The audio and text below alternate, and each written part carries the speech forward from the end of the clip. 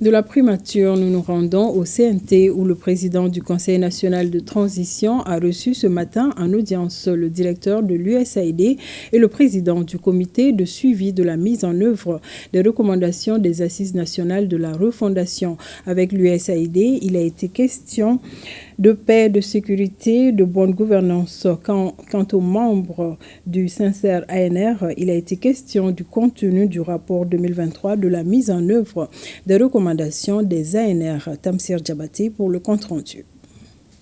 Le rapport annuel 2023 du comité indépendant de suivi et évaluation de la mise en œuvre des recommandations des Assises nationales de la refondation, désormais sur la table du Conseil national de transition, l'organe législatif. Et c'est le président colonel Malik Diaoun qui le reçoit des mains du coordinateur général du comité. Un instant solennel qui annonce une autre étape de la validation du rapport.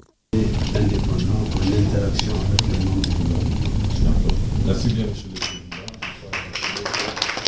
C'est le Conseil national de la transition qui, en fait, va pour le moment traduire en législation la plupart des recommandations qui va permettre au pays d'avoir une peau neuve.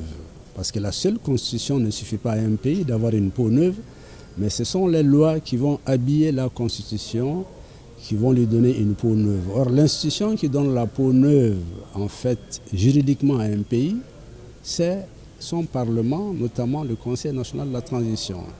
Et nous avons trouvé que c'est de bon droit qu'il faut venir ici commencer à remettre à M. le Président du Conseil national de la transition des exemplaires pour les conseillers. Et ensuite, maintenant, nous rencontrer pour discuter en profondeur, point par point, sur les 517 recommandations, comment leur mise en œuvre se feront ou comment en fait les mises en œuvre de certaines recommandations ont été faites.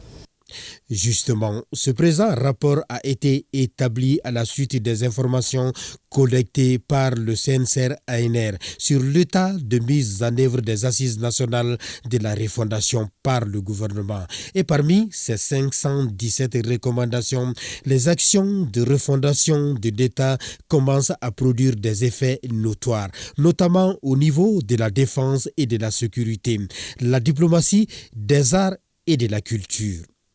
Le président du Conseil national de transition a également reçu en audience le directeur de l'Agence des États-Unis pour le développement international, l'USAID. Avec l'hôte américain, il a évoqué les questions relatives à la paix, au développement, la bonne gouvernance et la mission de l'USAID au Mali. À l'issue de cette audience, le directeur de l'USAID n'a pas voulu se prêter aux questions des journalistes, mais il a tenu à remercier le président du Conseil national de transition pour l'accueil combien chaleureux qui lui a été réservé. Toute